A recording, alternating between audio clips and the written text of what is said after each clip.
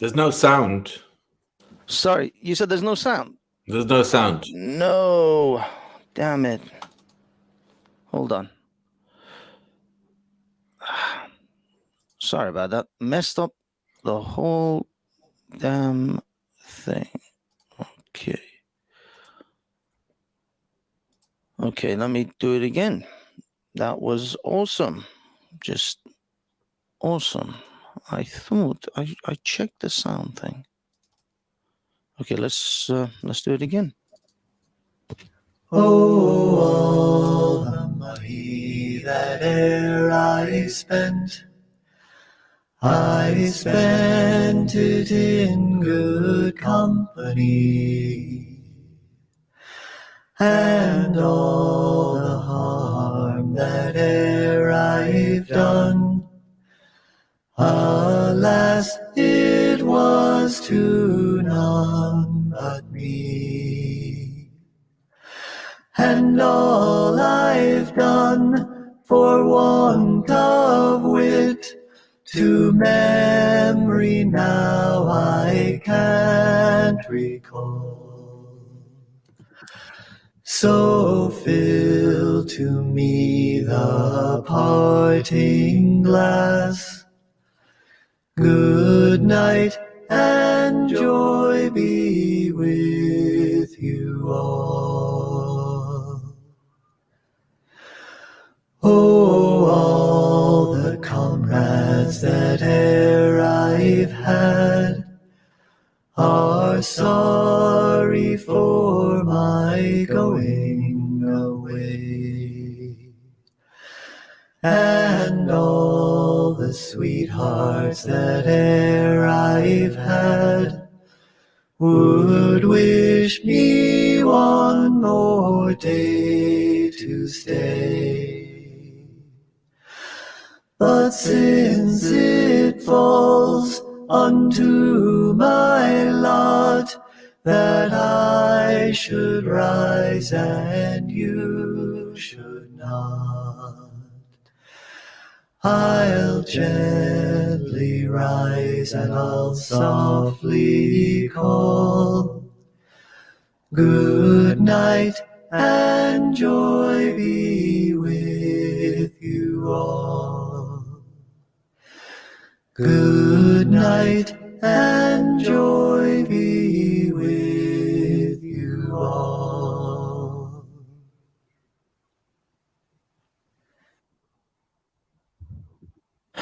Hello and good evening, and welcome to the Wednesday podcast, the Speakers Corner Online. And my name is Banksy Style. I'm your host, and my co-host and partner in crime, as always, Manny Cinder. How are you, Manny?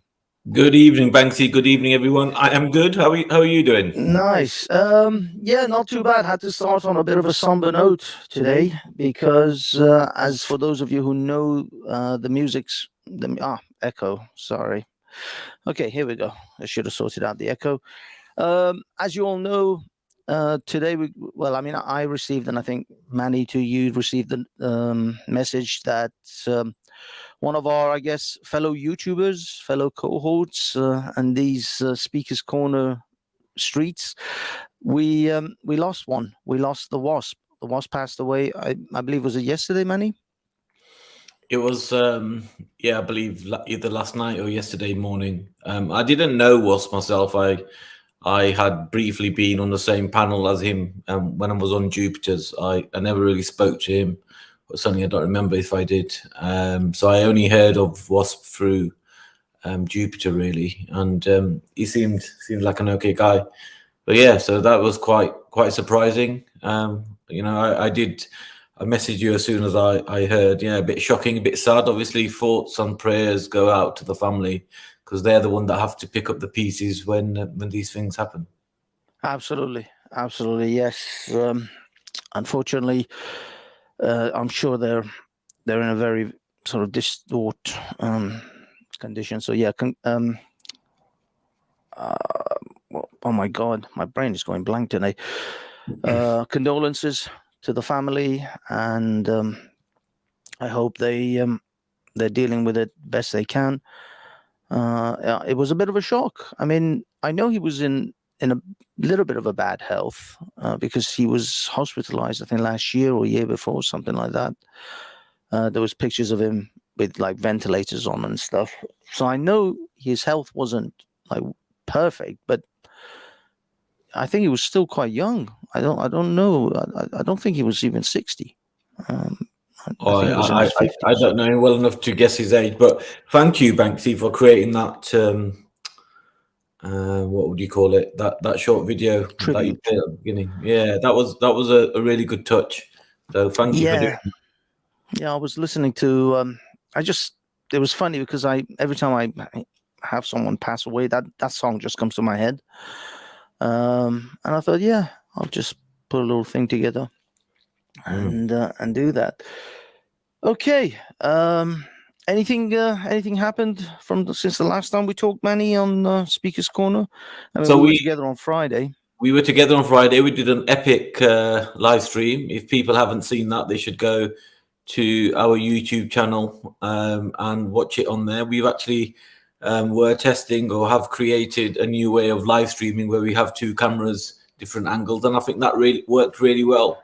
I thought the audience were able to see different angles, taking different parts of the essentially what was an exhibition, but it was in a snazzy bar in North London. I really enjoyed it. I mean, I rarely rewatch any live stream, and I did come home and I did rewatch that, and I was pleasantly surprised and happy that it worked out really well. Yeah, that was actually really well done. We just I guess accidentally stumbled on that sort of situation where we were simultaneously. It was slightly pre-planned. Let's not. Yeah, I just didn't think it would go as well. Yes, we didn't think it would work as well. That's because half the time when we do anything together, we're laughing and giggling too much, and we don't take it as seriously as we should. But I must admit that for the last few times when I've worked with you, you have taken the lead in the professionalism more than me, and that's surprising because normally it's me that does that when I'm in a group where you just we're doing this and off you're gonna go. Damn, I can't even finish my wine. You mean I've got to work before I had this class? But yeah, it went really well. Yeah, did you get a glimpse of the DJ? The lady. But was it a lady or was it a trans lady? Oh, I don't know. I just thought it was a lady from behind. Or did you actually see her face? And it wasn't. I actually went up and spoke to her. So and it was a trans?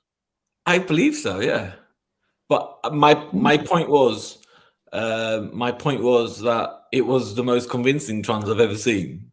Oh, well, yeah. I mean, I certainly was full. I mean, I thought it was just a woman. I thought it was a woman DJ. Yeah, it's only when I went up to her and said, "Can I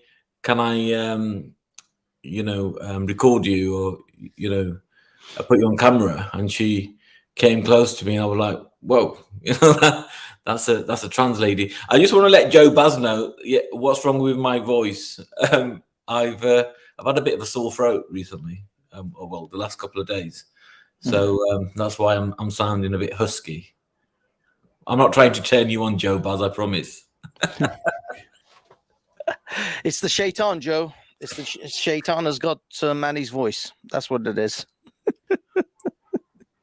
He's constantly sending me Muslim crap. Yeah, that's awesome. Oh, Joe Baz is to you? Yeah. On Twitter, he just sends me a whole bunch of Muslim channels, and I subsequently ignore all of them. Do you think he's autistic? Because he seems very dedicated to trolling people. He's autistic. I don't know, but he seems very hell bent on keep sending me bollocks that I don't want to watch.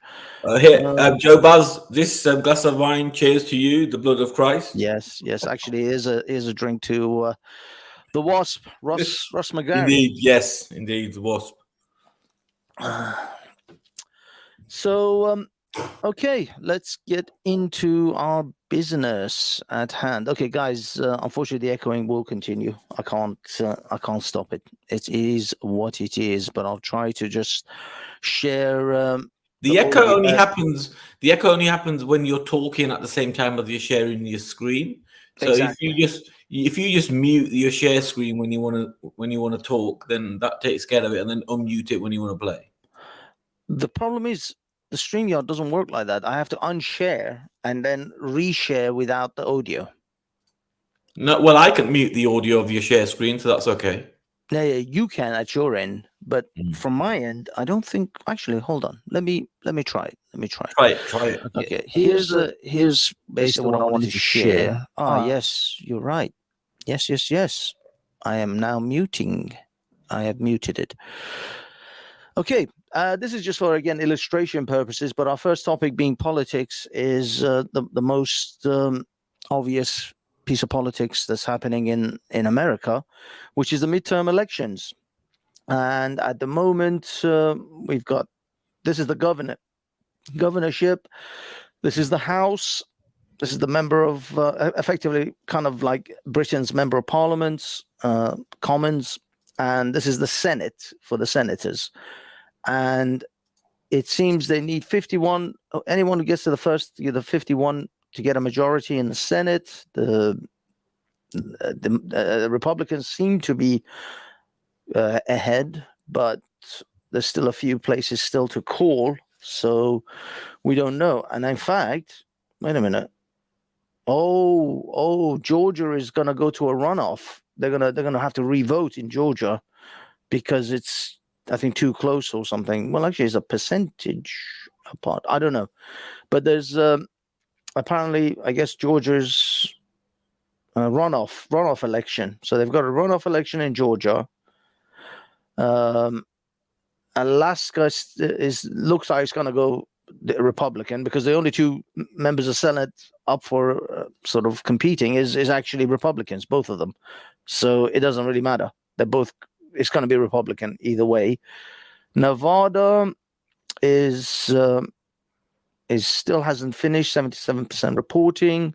Sorry, this is probably really small for everyone. Let me see if I can, as they say, bigger it. Is that better? Yeah. Lovely. So yeah, Nevada there's a good chance it'll go Republican, but still hasn't been called. Arizona, it's most likely going to go. I think they're going to call it because 66% in, the Democrat has 51% of the votes. So good chance the Senate in Arizona is going to go Democrat for the Senate. And then we have like the House. I mean, it looks like, they were saying about a red wave. So what do you think, Manny? Is this a red wave or what? 204 for the House. Okay, well, look, it is a step in the right direction. I don't believe anything from the blue states because the amount of election rigging we saw during the main election is going to be very difficult. Damn it. Sorry. Bear with me. Okay, you carry on, Manny. So the amount of election rigging we saw during the main presidential election, I have no faith in any of the blue states actually being blue because we saw, those of us that are members of the independent social media, we saw people in the Democratic states putting false votes into the machines. We saw dead people who had deceased voting. We saw illegal immigrants voting, which is incidentally why the lefts always want open borders, because they know it's a relationship with illegal and non-illegal immigrants to come in and vote for them so their cousins and everybody else in the world can come in as well. So I have no faith in anyone on the left or the far left to deliver democracy. My faith is firmly in the conservative side, or in this case, the Republican side. But look, the problem is we need DeSantis to come forward and take the realm, and we've got Trump who's acting a bit like a egotistical bully boy at the moment. So Trump just needs to step down, realize DeSantis is the true leader, and he's handing it to everybody, including the globalists, which, by the way, Trump did not. I took it off key there. Sorry, Banksy. That's okay. That's okay. Actually, this somewhat relates because Trump kind of had a little shot at DeSantis, called him Ron DeSantimonious. He threw a little jab out a little bit early, but it looks like if Ron DeSantis does run, he's going to get a grilling from Trump. I agree with you. I think that it'll be better for Trump not to run and actually back DeSantis, maybe even run as his vice president. That ticket would be a hot ticket. Imagine Ron DeSantis is for president and Donald Trump as vice president. The problem is Donald Trump's ego won't allow him. There's no way he's going to take second fiddle and be vice president. I think DeSantis could be vice president this time and then president next time. I think that would work, and then he gets the right experience. But the problem is that Trump has shown that he makes mistakes. He's shown that with the vaccine rollout, Operation Warp Speed. He's shown that he went to he attended a rally, his own rally, and brought on the CEOs of Pfizer. I mean, you can't make this shit up. Trump is in many ways done. It's only the mainstream Republicans that are still supporting him. The actual Republicans, the core support group, are actually over on the DeSantis side, and Trump knows this. That if DeSantis challenges him, DeSantis will win, and that's why the BBC published a report today, an article, sorry, not a report, stating that Trump has directly threatened DeSantis with releasing information he has on him if he decides to go up against him, because Trump is from Florida and spends most of his time there. Yes, of course. Mar-a-Lago is in Florida, so yeah, he spends a lot of time there. I don't know. It'll be a real shame if these two actually end up going head to head instead of cooperating. And yeah, maybe a DeSantis vice president. The thing is, I don't think Trump. I don't know if Trump is going to be. They're not going to let him win. They're gonna pull out all sorts of. Can I make a crazy conspiracy prediction? Go on.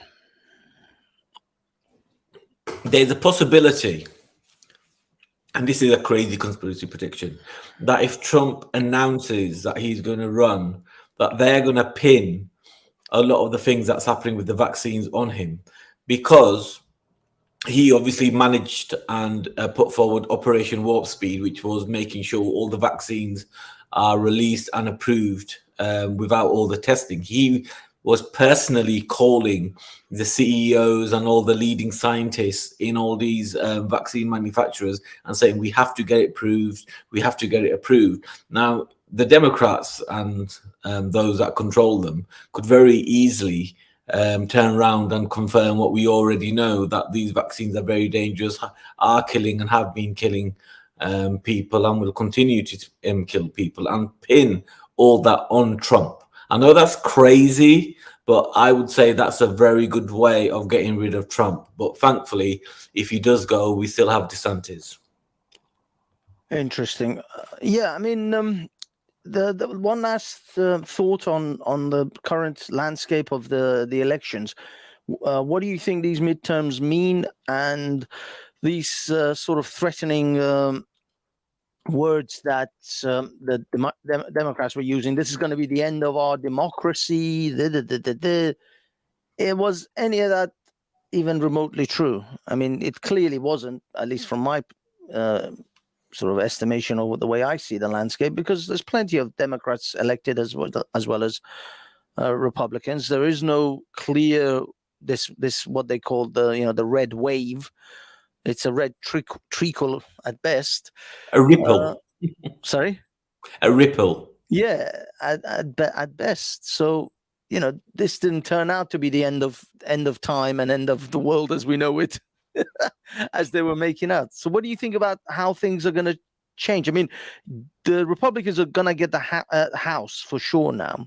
They may actually get the Senate. Not necessarily guaranteed still. It's very close. So if they sort of get like 50-50 even, almost even with the Democrats in the Senate, but win the House. What does that mean?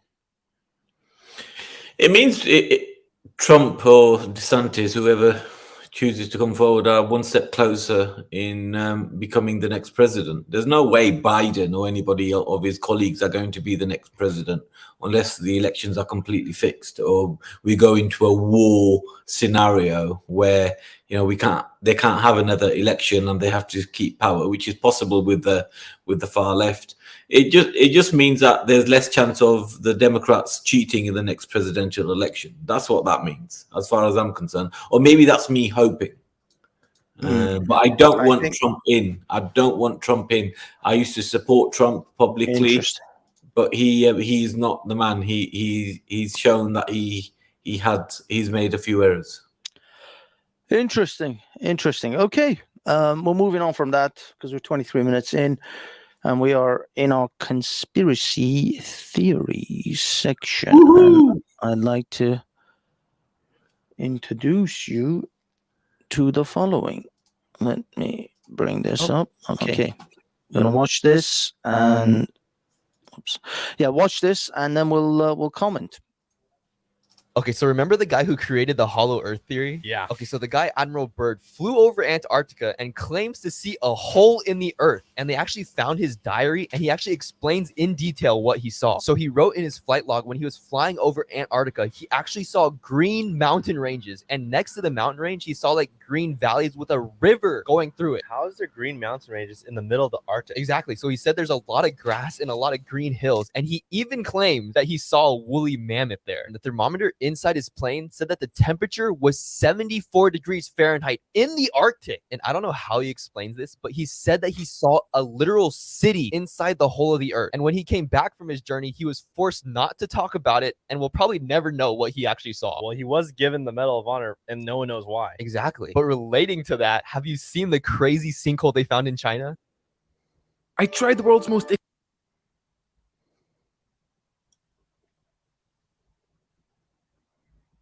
Okay, so remember the...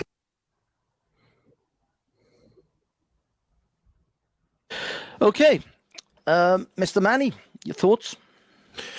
Well, that's an interesting conspiracy. I've read a lot of stories from the Indian tradition, the Vedic tradition. I've read some stories from the Chinese tradition, and they both state that they are cities and basically lands underneath the core of the earth, and they go on for miles.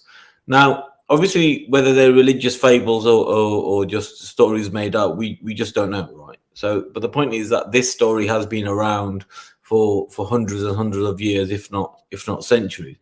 Now, what's interesting is that we're not allowed to go into any of these areas without a license and prior permission. So it's not like if you've got a passport, you can get a pilot to fly you there. No. You need permission to go there. So I guess we'll never find out how true this is. What I do know is I certainly don't take any science advice from the likes of Fauci. And if I wanted to find out for sure if there is a hole in the globe or in the ground there, I'll have to go myself. But unfortunately, you ain't gonna fly me. You ain't got a pilot license, and I'm not Andrew Tate. I don't have a private aeroplane. Well, yeah, I would imagine it would be better if you had a private aeroplane than me trying to fly us both, which would mean we'd get 20 feet and then die. As an atheist and a blind follower of non-logic, what do you think of these stories when you hear them? I just see them as stories until we have better evidence. I don't really have a definitive opinion. I don't think these things are true. I think it's a bit over the top, but I can't neither confirm nor deny. I just simply remain, as they say, agnostic to the event. You can't confirm or deny the flat Earth theory either. But no, we can't. We can confirm the round Earth. That's the thing. There's lots of techniques. Lots of people have actually confirmed it. We can observe round objects in the sky, other planetary bodies apart from our own. We've literally got video recordings of Jupiter of Saturn, of Mars spinning. But how do you know it's not a circle flat surface looking at No, you? because it's spinning. Because Jupiter has what they call the eye of Jupiter. That might be gas. No, it is gas. It's a massive storm, though, and that rotates. What You about can the moon? see it rotate. What about the moon? We don't ever see the dark side of the moon.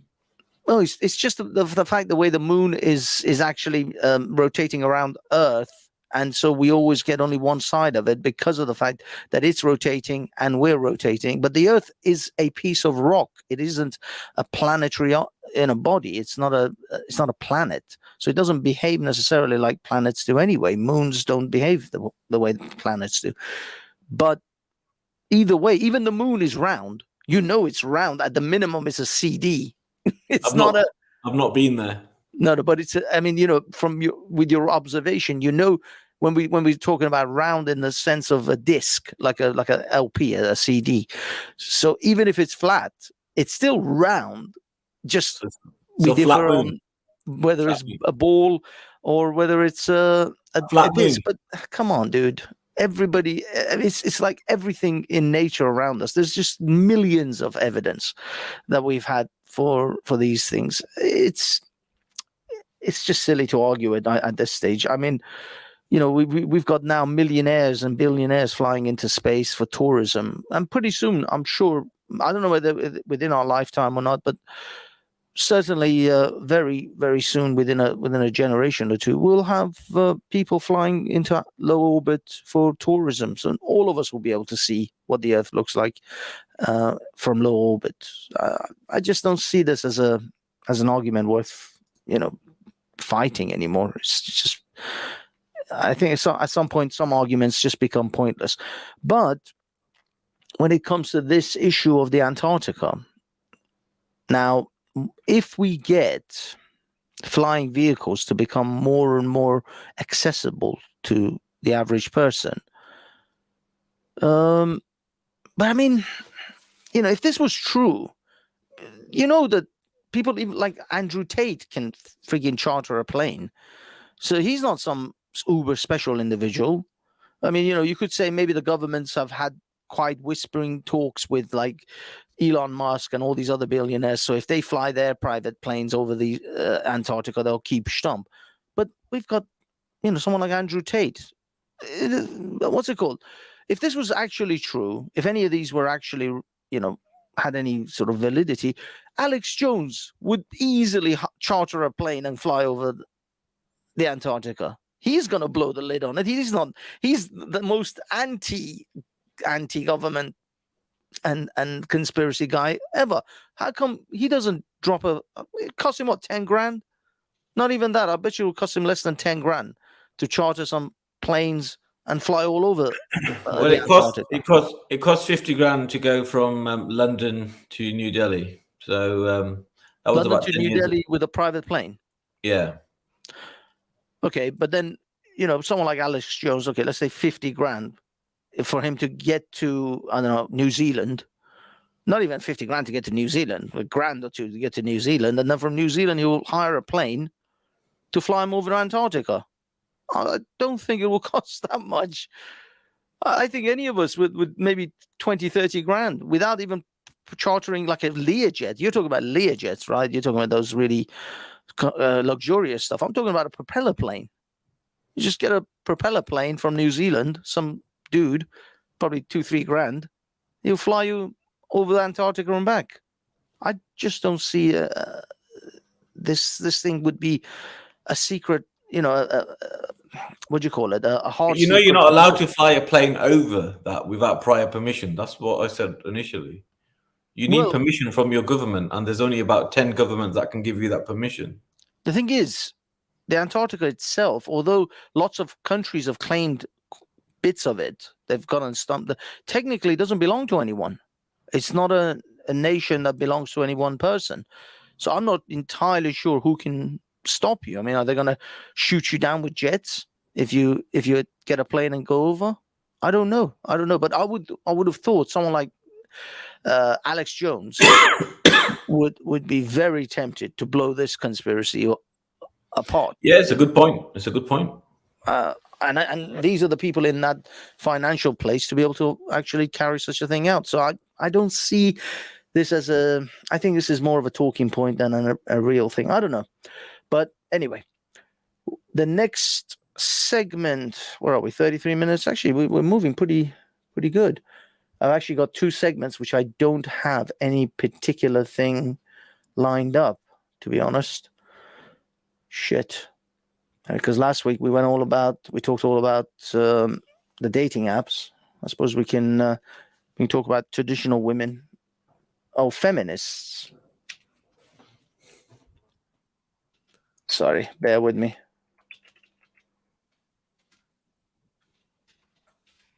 Okay. The next video, before I get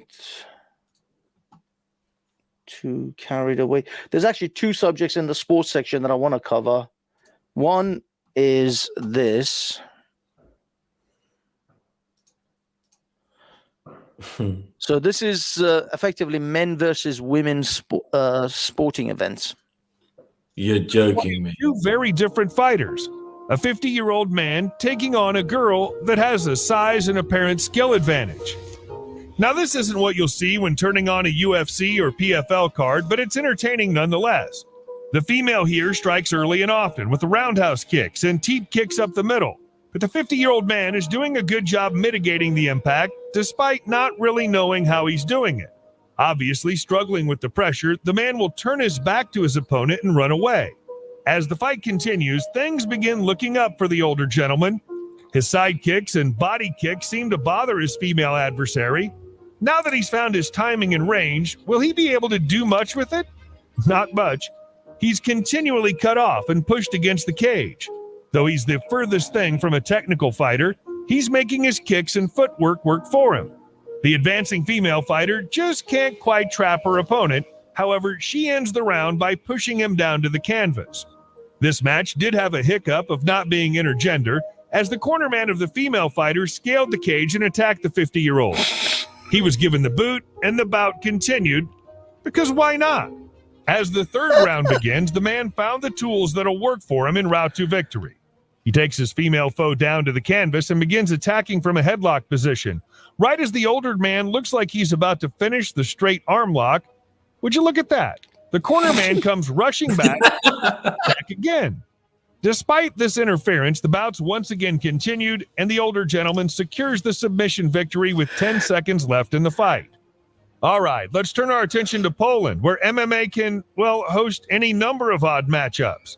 Don't get it wrong, Polish power is real, but the matchmaking can tend to a more obscure audience. When Piotr Lisowski met his smaller female adversary, things seemed a bit tense and largely felt wrong. This feeling was only exacerbated as the fight moved forward. Piotr had a clear size and strength advantage that allowed him to fight from the outside, but when the distance was closed, he'd easily secure the takedowns. The end of the 1st round saw Piotr on the bottom with a locked-in inverted triangle. Round 2 begins, and it's more of the same. This poor blonde girl just didn't have the attributes required to take on Lisowski. He took him down once again in the 2nd round and easily moved into the mount position. He then landed some ground and pound that warranted the referee's intervention. This event didn't end there. Yet another dolled-up male took on a much smaller female later that night. He was able to make it look less competitive, although he might have been the least skilled on the card. A series of light but frequent punches urged the referee to stop the action almost instantly. Tired of seeing bigger men fighting women? Well, so are we. But there's a whole lot of it. In this particular match, we have a guy who may be 1, 2, or 10 weight classes above his female opponent. Small and spelt doesn't mean she doesn't pack a punch, however. With evasive footwork and excellent timing, she tries to make the most out of what she's got. As she tries to dance around her opponent, she's eventually cut off and pressed against the fence. Forced to have this gentleman's weight pressed against her, things are looking rough for this female athlete. The referee eventually steps in and breaks the fighters for lack of Holy shit. Nice movement. This man's only using his size to press the action. He constantly presses her against the fence and wears on her. Again, these promotions are very bizarre. Ready for a callback? The woman from the previous video jumps into the octagon and attacks the forward pressing man. Regardless, this match continues and actually ends up going the distance. The man, known as Grigory Chestiakov, won via decision. Shock. Holy moly. Okay. Let me mute that. So what do you think, Manny? Men against women in combat sports. Well, I'm a bit shocked that any man would actually do that, because there's no way a woman can beat a man. Hence why they try to put men in a disadvantaged position. But to even try it is ludicrous. I'm glad to see that the men did not punch the women, and they were just using their kind of size and their weight and that type of thing. Yeah, I mean, hilarious and very entertaining, but what was the point of it? Well, this is the thing. These are like girls who think they can take on a man, because you got to remember, I think most of these sort of fights are probably egged on by the women more than the men. Oh, I can beat a man. I can do anything a man can do. There you go. There's feminism for you. The thing is, this last one with this giant fat guy, this wouldn't even be fair for most men. I mean, if you get a man that's the same size as this woman, the same sort of weight class as this woman, it still wouldn't be fair. I remember he wasn't even punching her. He was just stopping her punches and was just essentially wrestling her. Smothering her, yeah. He wasn't really, yeah. I mean, he didn't have good skills anyway, but it would be unfair if it was against other men. That's why we have weight classes even for men. Yeah. But this guy was kind of, useless. I look like that when I'm naked. Oh, here's him again with another promotion. Clearly, he seems to be a bit of a favorite. But these women who actually take on this guy, this is insane to me. And I think this guy doesn't actually punch on purpose because they are women. Because he knows if he starts like wailing on them, maybe, I don't know. I mean, he doesn't look like he has much skills. He keeps turning his face away. He's like, he clearly doesn't want to get hit. And he doesn't want to get hit, but he doesn't mind being punched by them because it's not going to hurt him as much. Yeah, and plus, it's payday, right? That's all it is. It's payday. Yeah, I guess it's like a freak show, isn't it? This is some sort of like circus. Yes. It's not a real fight. So I don't know. But the girl is actually holding her own. This one. Maybe he likes a grapple with them. Oh, this is a father and son against a woman match. Now I've muted it so we can all commentate ourselves. But yeah, apparently this fat woman is taking on the father and son. These two father and son. And she actually gets the best of the father. This is like the most insane shit. I mean, this is ridiculous. They're not. I mean, the two men. I mean, they're not coherent, are they? Look at them. They've never been in a ring before. This is like the most bizarre bollocks ever.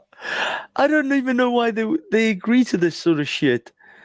It's a circus. It's a payday. It's payday, right? Dude. It's payday. Yeah, but the thing is, how much do they pay them? I bet it's not that much. Well, at least $1,000 each for this rubbish. Come on. You'd be surprised how much they don't get paid. Maybe it might be a few $100s. You may be shocked. I'm telling you, man, because the UFC fighters, they don't get paid that much for the amount of shit they have to put up with, and the fact that you're risking potentially serious injury. Oh, this is street beefs. Now I do watch these a lot, and there's this girl, the girl in the white with the white gloves, is actually called Gash. Her name is Gash. I'm not joking. It's not even remotely fucking facetious. Her name is Gash, and she's actually good. I gotta give it to her. She holds her own really well. I mean, she's an insane girl. She's somewhat, autistic when you actually listen to her, but she holds her own against these guys surprisingly well.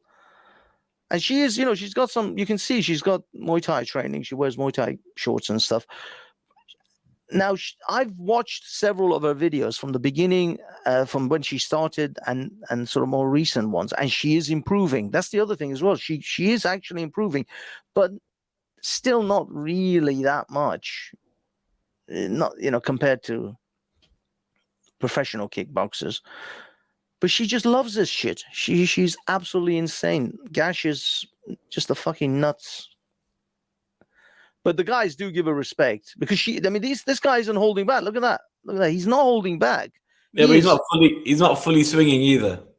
Yeah, but they're amateurs. I mean, it's not like they're experts. They're amateurs. So they all have amateur level sort of skills. But that guy is hitting her. And I've seen other guys go for it as well. They are properly smacking her. So yeah, it's a real thing. But look at that. That was her feint. The feint.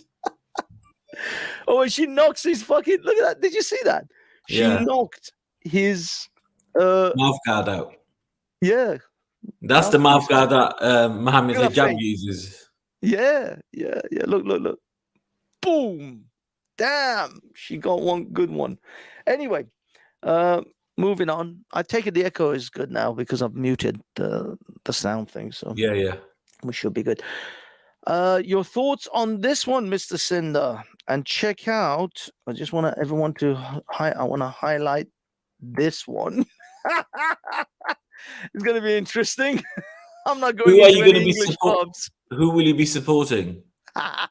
As I said, I'm not going into any English pubs when this match is on. I will strictly be watching it at home. But you know that they were going to ban Iran from the tournament because of the protests that are taking place.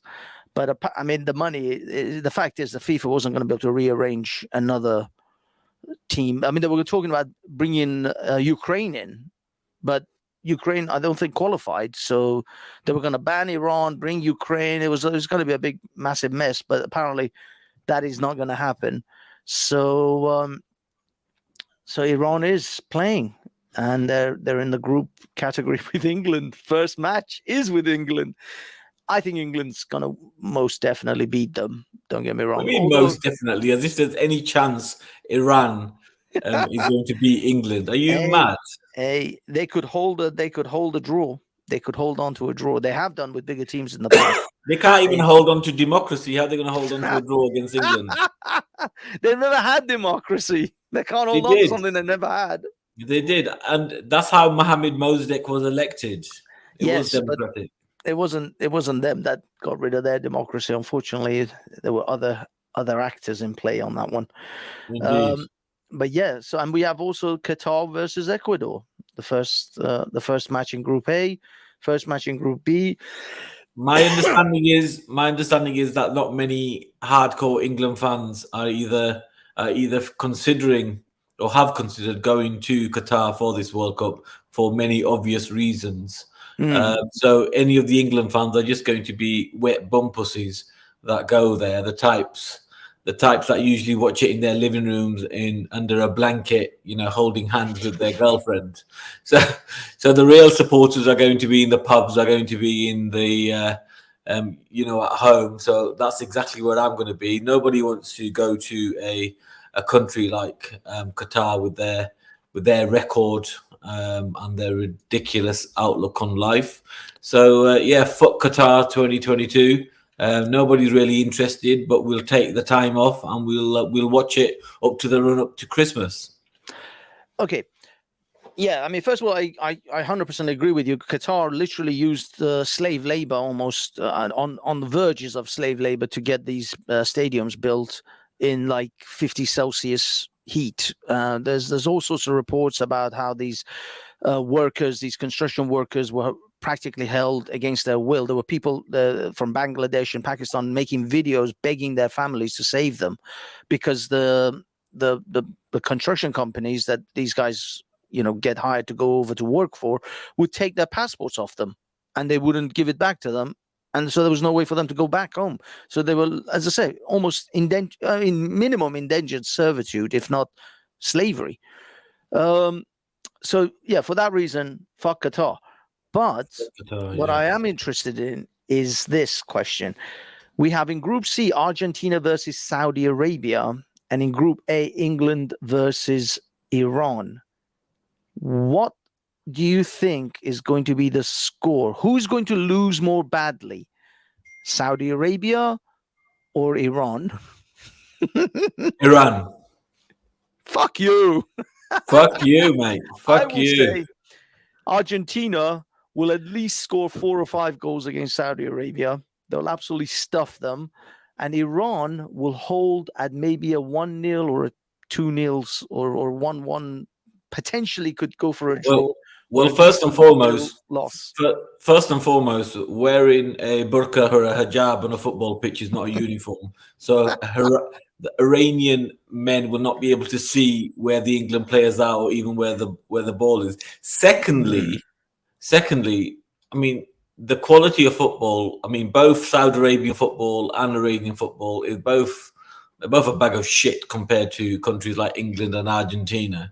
But Iran is considerably worse than Saudi Arabia. At least Saudi Arabia is trying to pump as much money into their leagues as possible and bringing in as many African young men to play for them, and the quality has come up. And plus, Saudi Arabia have had previous good runs in the World Cup. And if football is fixed, and let's face it, large parts of football is fixed, if anyone's got the money to pay FIFA to allow their team to do a little bit better than anyone expects, it's definitely Saudi Arabia. I disagree. I think Saudi Arabians are shit. They'll always be shit. And I remember Saudi Arabia getting stuffed by, I forgot what team it was, 7-0 in one of the World Cups previously. I think they're going to get stuffed at least 3 or 4 goals. And it'll be an absolute ownage. Listen, I know Iran beat America in a World Cup. Exactly. First and foremost, they came onto a pitch. Grown men came onto the pitch with flowers, bouquet of flowers, and gave it to the American counterparts. Yes. No man ever does that to another man. It's bad enough. Let me tell you a story. The first time I got my wife flowers, do you know what I did? I actually took a bin liner from home because I knew I had to walk from the shop to her property. So I took a bin liner from home. When I bought the bouquet of flowers, I put them in the bin liner so nobody would know I'm actually walking with flowers. And when I got to the property, took the bin liner off, threw it in the bin, and then presented it to her. So no grown man sitting with alpha credentials would be carrying a bouquet of flowers. Certainly not to give it to another man. I would never give you flowers, Banksy. I'd give you a smack and a good beer. Oh, I see. Well, first of all, Iran was actually nominated the most friendliest team of that particular World Cup. They were given an award for the most sportsmanship and friendliest team of the World Cup. Everybody loved the Iranian team. Second of all, actually, there's another note for that one. Do you know in that particular World Cup, the team was so underfunded, they had to pay for their own shirts. That the team members and the players, by the way, most of them are part-timers. They're not full-time footballers because there's hardly any money in football. Most footballers in Iran have to work another job and train, except a few that were like playing for Germany and a few other sort of European teams that were. Most of them were coppers, weren't they? Coppers? Oh, they were Iranian coppers. Yeah, I remember, dude. I know my statistics. But I have anyway, a memory. I got a memory that beats NASA computers. Trust me. Most of that team. Look at your bum bandit friend Sam in the chat. He said, "Manny, India men hold hands on the street." Is that the best you could do? Right? First of all, is that the best you I could want do? to know where is the Khalistan team on this chart? I've never seen an India or Khalistan represented in the World Cup. So. Shush, because Iran is at least there.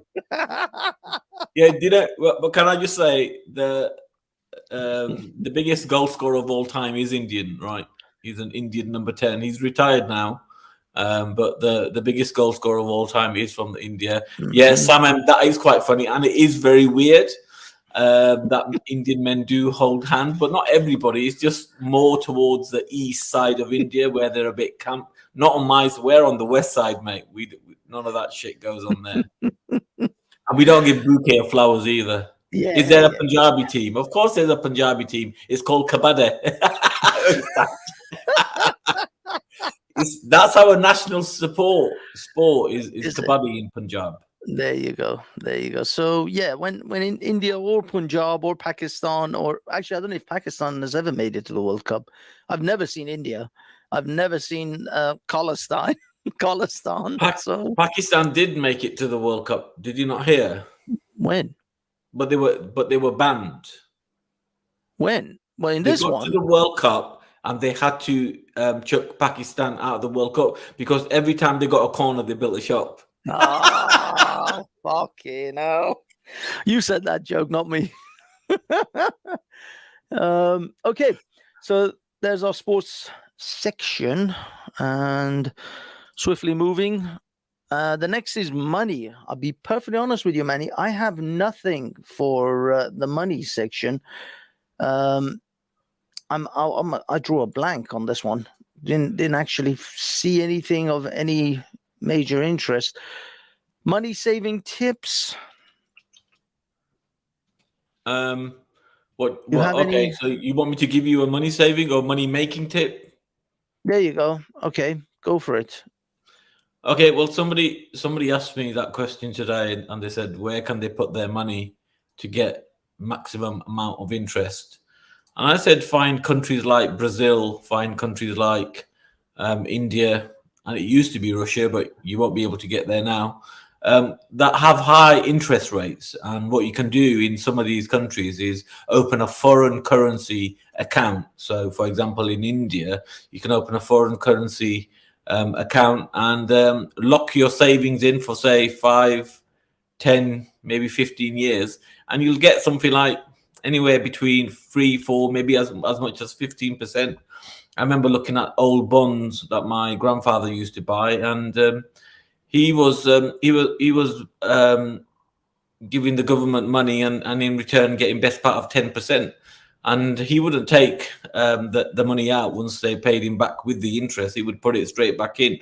So he accumulated the interest and the money he made. And as a consequence, that became a bit of a train for him financially. And he did really well. So I think if you are looking for a savings account, you've got at least 20, 30, 40 grand to invest. Go look at countries like Brazil, look at countries like India, even some of the Pacific Islands, and see what the interest rate is and whether they would allow you to go there and drop your funds in there. Now, you might have to literally visit that country, or you might be able to do that remotely. I think in some India accounts, India banks allow you to do it remotely. I'm not sure about Brazil. That would be my number 2. But yeah, put your money in there and watch it grow. Interesting. How about this? How about kind of a challenge? You have £1,000. You've been given £1,000, and you have 7 days to try to make as much money from that as you can. What would you do with £1,000 and 7 days to try to make money from it? Okay, well, I can only resort to what I specialize in, which is the markets. So I would just look at all the charts. Select all. I would probably go for currencies. I'll probably go for currencies over commodities. Find a pair, say for example, USD, US dollar versus the British pound, and find the pairs or the charts which look as if they're about to either go up or go down.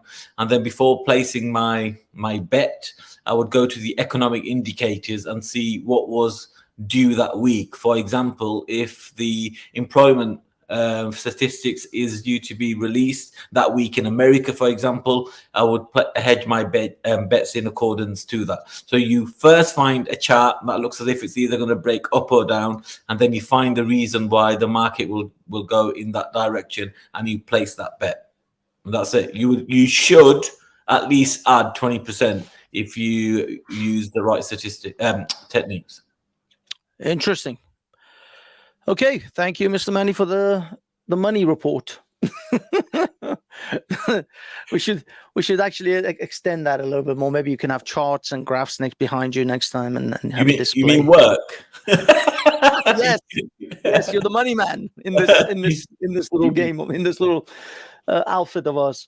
So you know where that's going to go eventually. First, it's going to be show some charts. Then it's going to be, can you answer this question? And then it's going to be, shall we? Why don't you put your money where your mouth is and place that bet, and then let's see how you do. Well, we That's where it's could gonna if we go. actually, if this thing actually like blows up and it becomes a serious thing. If we make any kind of money, like let's say if we make £1,000 from, I don't know, ads or super chats or something, and then we will then do a challenge where we take that £1,000 and try to double it. And if we do within a week and we record it and make a show out of it, we donate that to homeless people or charities or whatever. Why? Because it's a nice thing to do. Yeah, but some of us already donate to charities. So when we make and double money, we want that in our pockets. No, we give that away because No, that dude. video would I blow give up so even much to more. charity. You're not gonna take my specialist talents and donate it. I mean, we need some kind of no. reward. If we don't get the reward, then we are not going to be motivated to do more. The reward is the video that we create from the process. They say the journey is half the game. It's in fact, the journey is greater than the destination. Okay. No, I'll tell you how I look at it. This is why we are going to differ, right? So if we lose the money, will the charity give us the losses and as a consequence? No. Exactly. We still get a video out of it. We get a video which we will then produce and put online, and people will love us, and because they would then know how exactly this money was made or this money was lost, the mistakes we made. And if we make money, then we give that money to charity because it will be a nice thing. And believe me, the internet is very appreciative of things like that. I don't know if you've seen how many people actually go out and give thousands of dollars to people in the street just because the video brings in millions of views. You see this? This is a crystal glass. If I drop this, apart from the fact that the whole white carpet is going to go ridiculous, who's going to replace the glass if I drop it? You will, because you're very rich, Manny. The whole point is giving back. It's called. It's. You got to think of it like this. How about you give back from your profits? Well, and I continue to give with my profit. Look. I don't know if you heard the setup. The setup was, if we make money, let's say we make £1,000 from this YouTube channel. Let's say we monetize this YouTube channel. This is hypothetical. It's not the real thing. I'm not talking about you spending £1,000 from your pocket. We make £1,000 through maybe super chats or ads or whatever. If this YouTube channel gets big and blows up and becomes popular, then we take the first £1,000 we ever make from this YouTube channel and invest it into that particular program. By the way, I just want to point this out to everyone. This channel, this YouTube podcast is sponsored by Speakers Corner Online. Speakers Corner Online is an online social media platform where you can upload videos, have live chats and live streams, and 3D rooms which you can walk around and meet other people on. So please feel free to open an account on Speakers Corner Online and enjoy the free speech that you're not afforded other places. Enjoy the free speech while you got it, because as they say, they are coming. They're coming to lock it down. Although, since the Republicans have got a majority in the House in America, maybe things will be slightly better. But America doesn't reflect Britain. Britain is still a free speech hellhole. We can't say like 80% of things, at least in other platforms. So the things you can't say else other places, say it on Speakers Corner Online. Okay, back to our regularly scheduled program. Okay, as far as the money-making thing, thank you for that. Let's move on from the money-making side of things. I want to play this little clip, which is from, this is from another channel called It's Complicated channel, but it features a lady called Pearl David, who is blown up on YouTube. She's 600,000 subscribers now. And she literally did that in 7 months. In 7 months, she went from under 100,000 to 700,000 subscribers. But she is answering some. Haven't you been on a date with her? I went on her show. I went on her show. I didn't go on a date with her. You must be kidding me. She won't date someone like me. Why not? Because I am like 4 foot shorter than her. Yeah, she's but- looking for men taller, like yeah, 6'3". but most skyscrapers are taller than shorter than her, though, isn't it? So how tall is she? About 6'7"? She's a tall one. I have to admit. Okay, let me play this, and then we'll try to sort of commentate over what she says, or we'll respond or react to it. Oh gosh. Actually, My hold answer, on. no. I would say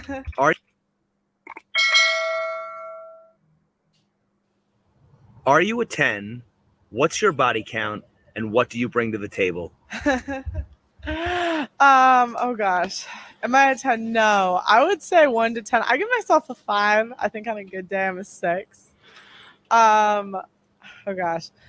What's my body count? Well, I haven't killed anybody, so 0. What do I bring to the table? I'm good with kids. I'm very helpful and I'm very supportive.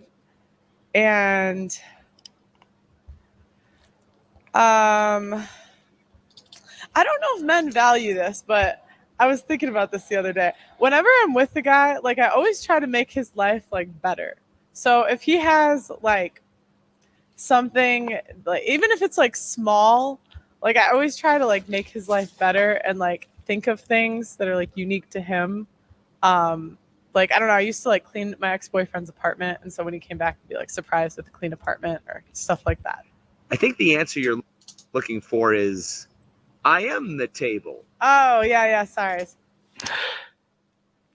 Okay, Mr. Manny. So far, I mean, the questions were kind of actually lamer than I thought. This guy actually asks much better questions of other women. But Pearl is kind of famous now, so maybe he took it easy on her, and also she's considered kind of a based woman. Now, I do like Sam M, who wrote, "She's of 6 after around 6 pints."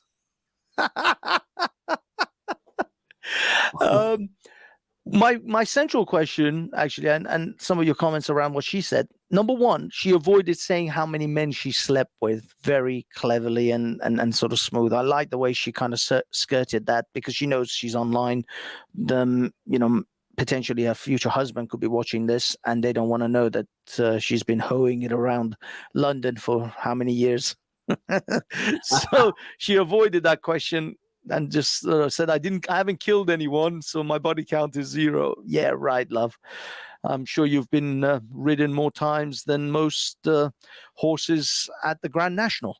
So as far as what she said what I was thinking is, I asked this question of her because she said that she would completely submit to a guy who's like a fireman, because she really likes tall, fireman level guys with the body type and all that.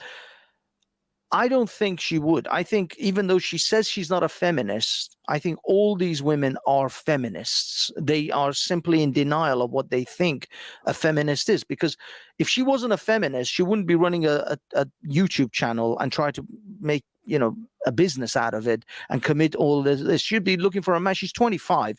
She's got best part of 2 or 3 years, really, to settle, lock a man down. Because once she hits 30, that wall's coming. She's going headlong towards that wall, and the wall, as we all know, is undefeated. The wall has never been defeated. The wall gets you every time. I don't know if Manny, if you know what the wall is, but if you don't, I'll explain to you. I do. You but know explain it anyway. It's funny. Yeah, but the wall is, for those who don't know what the wall is what women hit in their early to mid 30s. It is the quintessential midlife crisis. Not really a crisis, but it's a crisis of the fact that they are now getting older and they're still childless, and so they become incredibly desperate to find a man to marry and have children with. That is the wall that all women, if they're not married by the time they're 30, will hit, and they will hit it hard, very hard indeed. So anyway, is Pearl, and any woman who is an entrepreneur like her and a successful one, is a feminist? They can't really hold the card of I'm not a feminist. they are automatically feminist because if she wasn't a feminist, she'd be settling down with a man and popping out kids. That's my take. What do you think, Manny? What I want to say about this situation is this: no man worth his salt can ever take advice from a woman, right? I don't mean that in an overly critical way, right? What I mean by that is a woman's nature. If you ask her a question, like, for example, if you ask a woman, does my bum look big in this? That famous question that women ask all men, right? If a man asks that same question to a woman, the woman's gonna say, "No, it doesn't look big. It looks nice. I like it." It's a lie, right? But I'm sorry. Could you say that again the way you did?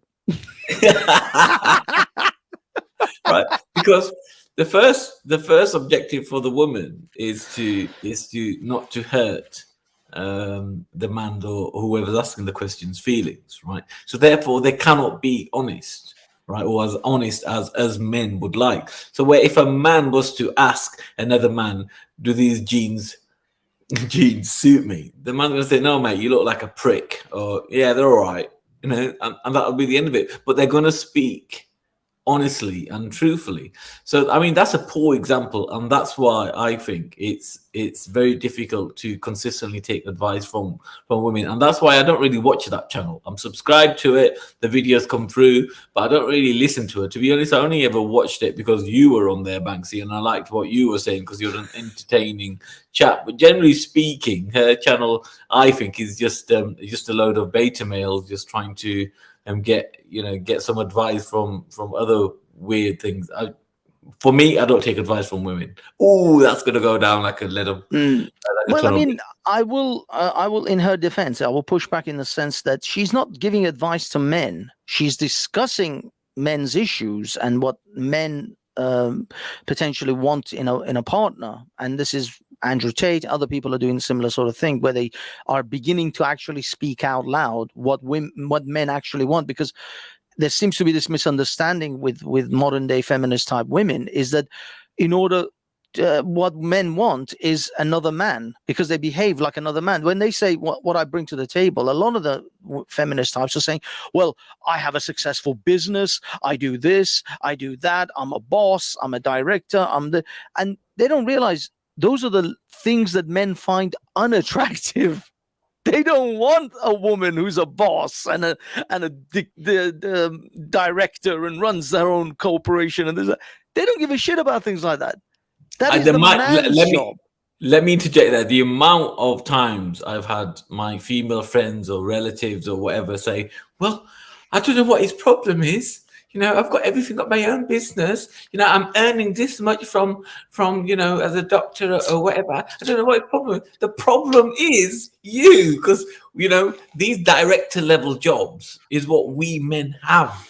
Is what we know, and if we wanted to brush our shoulders with other men, we'd let you know, but we're not. We're looking for the feminine nature, because by the time you get to that position, the woman's lost all their femininity, and it's not very attractive as a consequence. Yeah, but as I said, the women have got it completely backwards, what men want, or either that or they don't have any idea what men want. So there's that, but also Pearl mostly talks to women. Her addresses are to women. This is what men want. This is what you should be. I mean, she wants to start this thing called wife school, where she's going to start actually getting women into groups and actually start teaching them how to be a wife. I mean, how ridiculous is that? Just think about it. I'm sorry, Pearl. I know you don't watch this show, but in case you ever do, how ridiculous is that? That because I just said you can't take advice from women. So why would a woman take advice from another woman? Because what's going to happen? The woman that's taking advice is not going to be able to ask the honest question, because they dance around the actual true question they want to ask. And by the time that question in their hiddly-piddly way reaches Pearl, she's going to answer it in her hiddly-piddly way, because she doesn't want to hurt anyone's feelings. It's only a man that can tell a woman what a man wants. I mean, it's ludicrous that I don't understand. You're saying no. It's not. She's saying what a man wants. It's that she's teaching women to be wife-like, wifeys, and start to recognize these are the qualities. She's not a wife herself. Yeah, but she's done enough research to recognize the things men want, so that she can then start to actually pass this knowledge on to other women. And of course, she's not going to probably do it on her own. I mean, if she's smart enough, she'll bring in, because she's got this lady that goes on quite often called Auntie, this older black lady. Now, she seems like a really wifey type, but although she's kind of single and confident as well, I think, I don't know, she's widowed or something, but she has personal issues as well with her own relationships, but she's the wifey type in the sense that she's the old school mum, cooks chicken and cooks, does these things and cleans and irons and, the usual stuff that, old school mums used to do for you. And in a weird way, that is what men want. This is the weird thing, because I was listening to this other show and some woman feminist types again was saying, well, I'm not his mom. He didn't just come to me just to, for me to be his mom. Yes, we do. We want you to mother us. We want you to look after us like our fucking mums did. That's what we're actually looking for.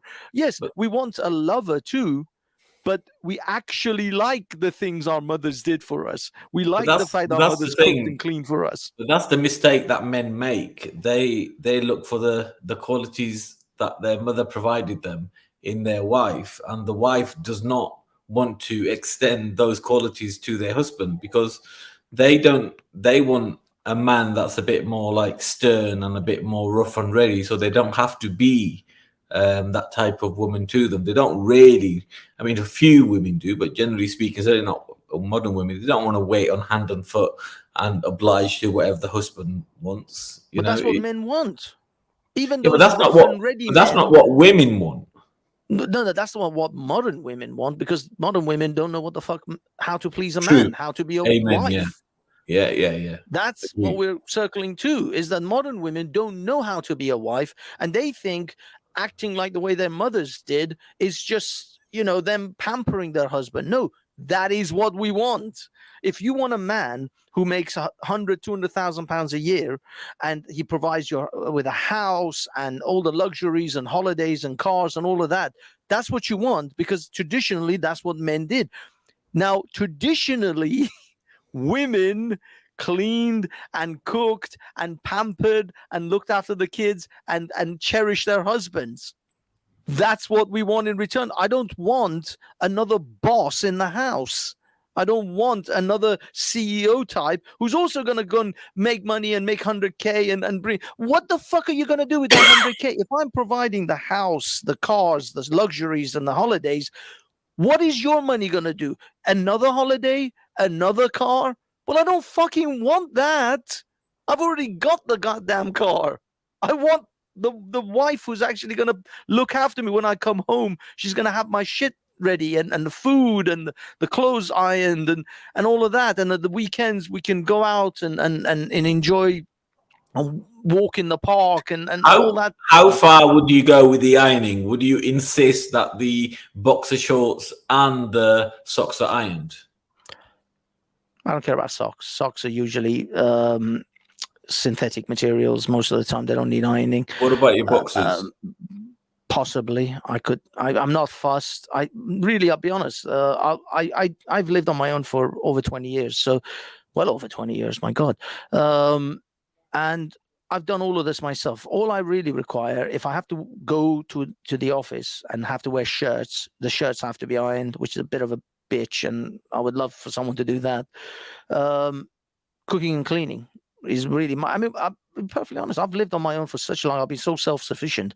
I don't need a woman for any of these things. It's not a need. It's a request.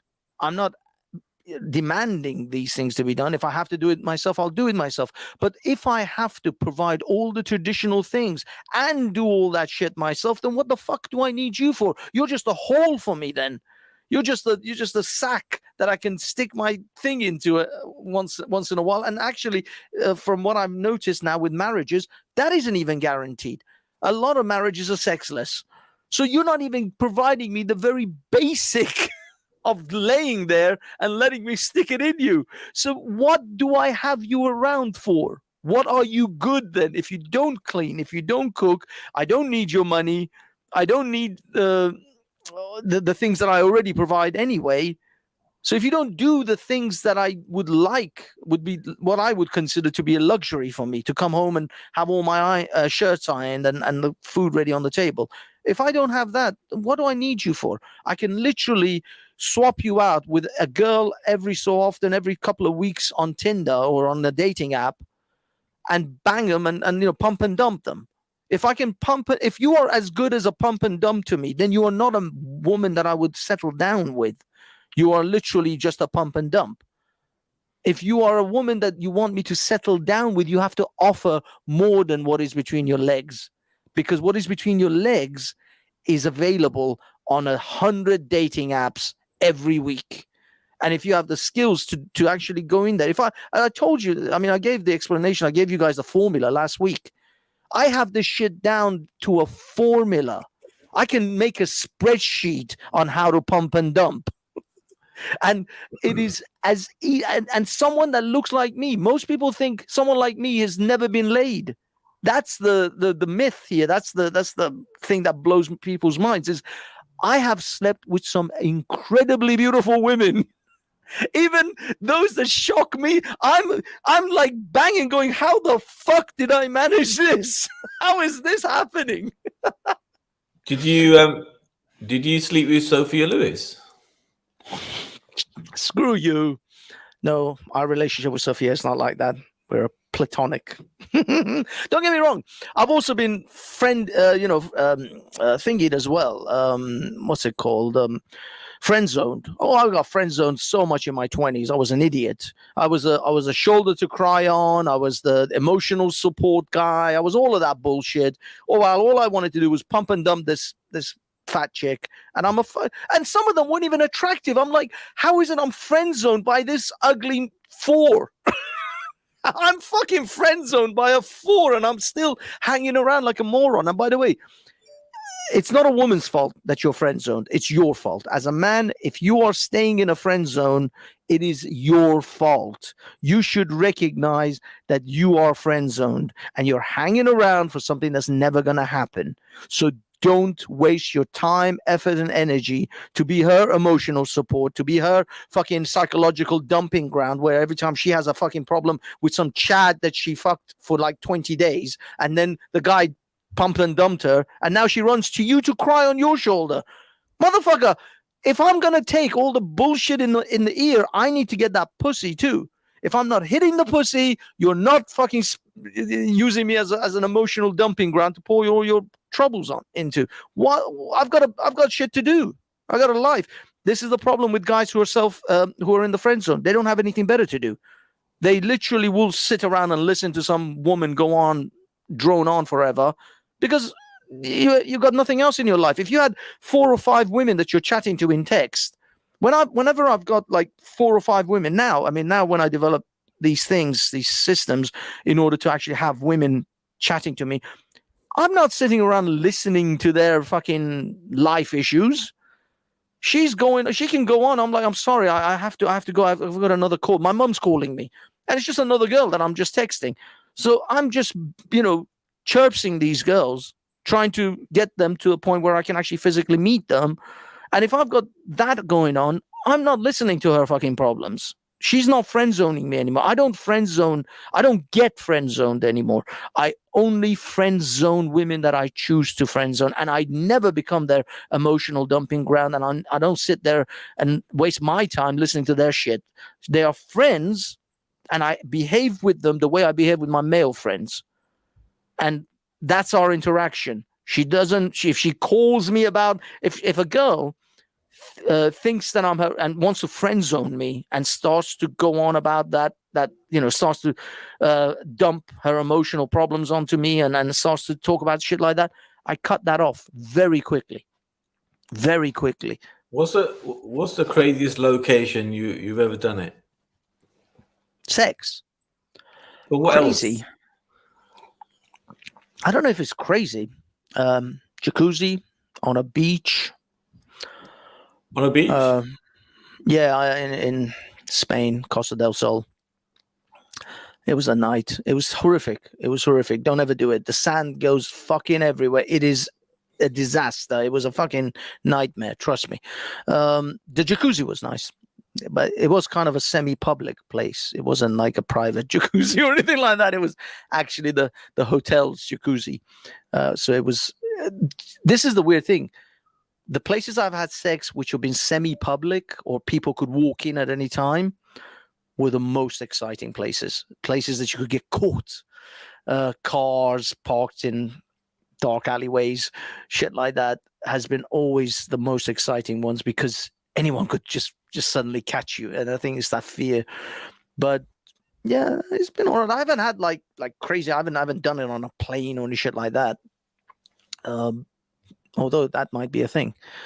But generally, for someone like me who doesn't have the aesthetics to immediately get women, like guys who are 6'2" or whatever, jacked up, you have to develop other techniques. You have to find ways around. You have to cope. There is actually a quote. Let me see if I can find it.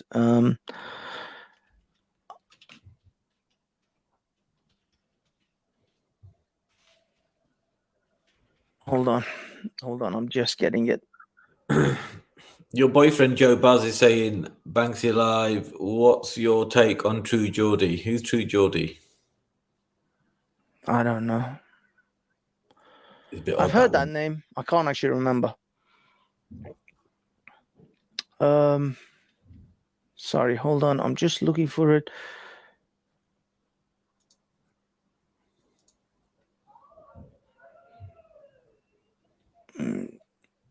Where is it? Oh, there we go.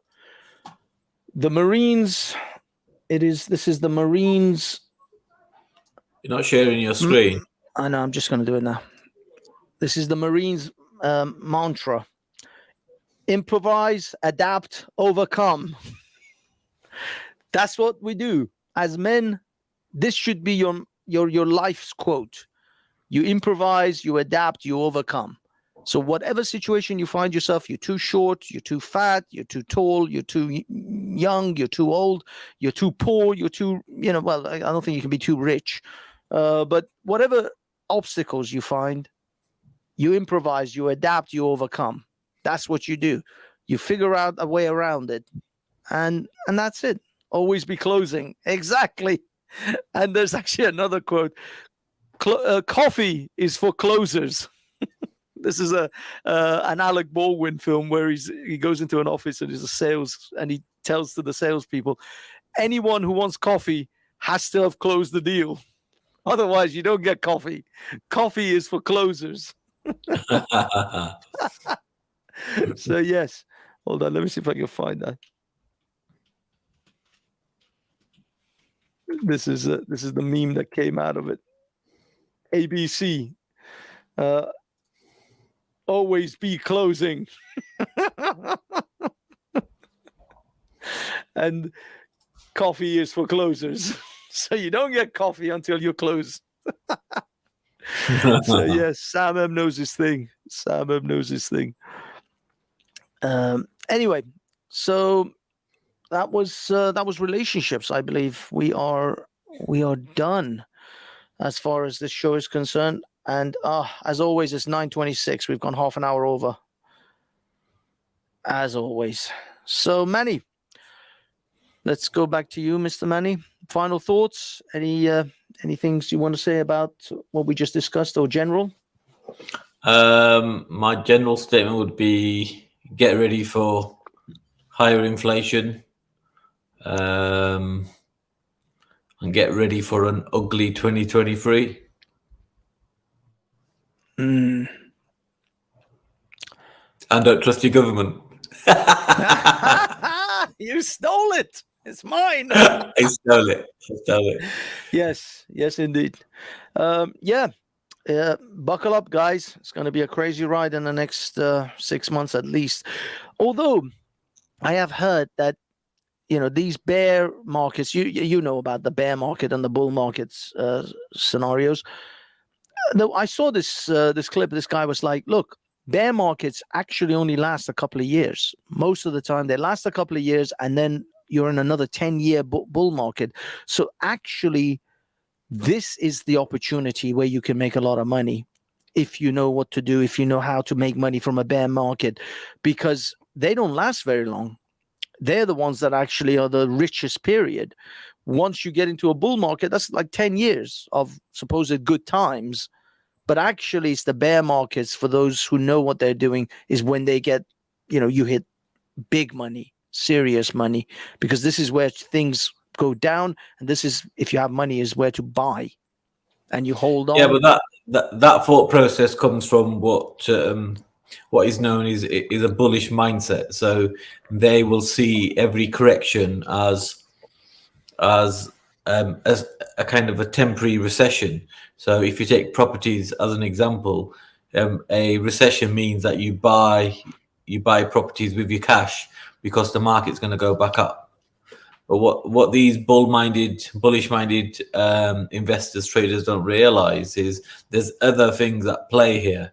For example, the inflation that we're seeing now is primarily because the money they printed and gave out to businesses as grants and loans, during the lockdown, and that's never been done before, and that's been factored in with higher interest rates. Now, I did a video about 2-3 years ago first, and I did another one in the second about a year ago during the recession, that as soon as interest rates in this country hits 5%, that's on average between between 500 to 700 pounds extra on each mortgage. Now, most households can't afford that, right? Because at the same time as inflation, meaning interest rates go up, what also means is that the cost of living, including food, bills, and everything else, is going up. So even though we're talking about mortgages going up, say, for example, 600 quid, the actual overall cost increase is going to be best part of £1,000 per household. And as a consequence, people are not going to be able to afford that. And once the property market starts coming down the negative way, then that's the British economy done, because 80% of the British economy is tied into the housing market. So the housing market is the jewel in the crown of the GDP of this country. All right. Okay. Let me see if I can. Oh, not that. No, not that one. Sorry. Even though, yeah. Oh shit! I had my finger on the right one. I got to label these. This is what I wanted to actually play. Oh no! Oh, I took it out. I had one with a cash sound going ching. I gotta create a new soundboard. Anyway, okay. So thank you, Manny. Thank you, everyone, for coming. As always, go to Speakers Corner Online. Let me just drop that one again. This podcast is sponsored by Speakers Corner Online. Speakers Corner Online is an online social media platform. If you feel suffocated and silenced on other platforms, go to Speakers Corner Online and say what you like to say. Express yourself, and you can get also all our more, if you will, YouTube unfriendly videos on there. So if you want to get a bit more uncensored, go to Speakers Corner Online and see us say the shit that we can't say over here, and have a good time. Why was it? There was one last thing. Oh yes. Also, please like, subscribe, and share this video with people that you think is useful, or generally pass the word around, because the algorithm does not like us. The only way we're going to get any kind of traction is if you help us out. So yeah, help a brother out. Hit that like button. I mean, we've got we've got 17 people watching, at least on Speakers Corner Online, and only 6 likes. So hit those likes, guys. That's the way the algorithm will be a bit more favorable to us, and share it. So yeah, thank you, Manny. Thank you, everyone. And I am going to play us out with what I played us in with, which was a tribute to Russ McGarry, a.k.a. The Wasp. And let me hold on. Let me get it ready. Oops. Oh, Hold on. So yeah, thank you and good night.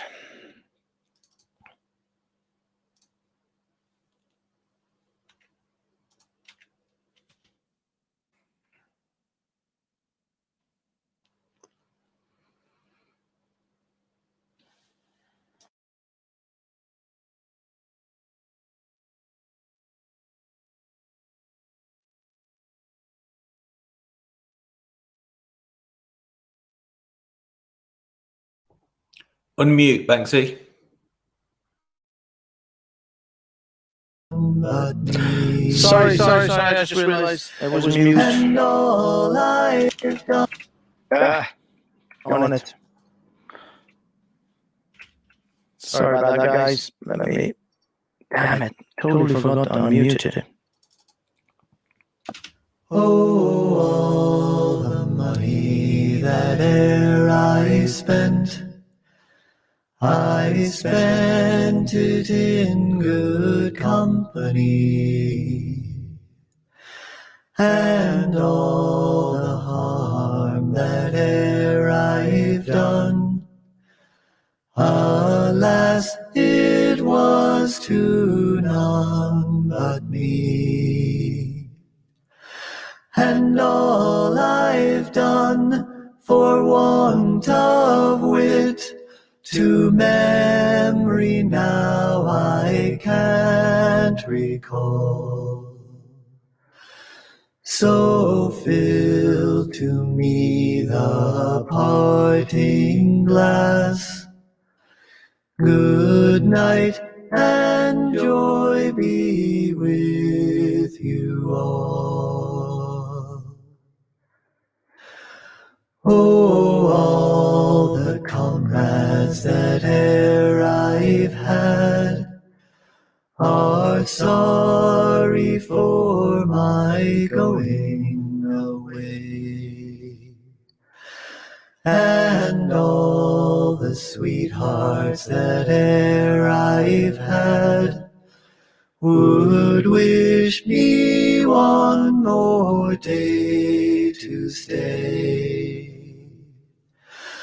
But since it falls unto my lot that I should rise and you should not, I'll gently rise and I'll softly call. Good night and joy be with you all. Good night and joy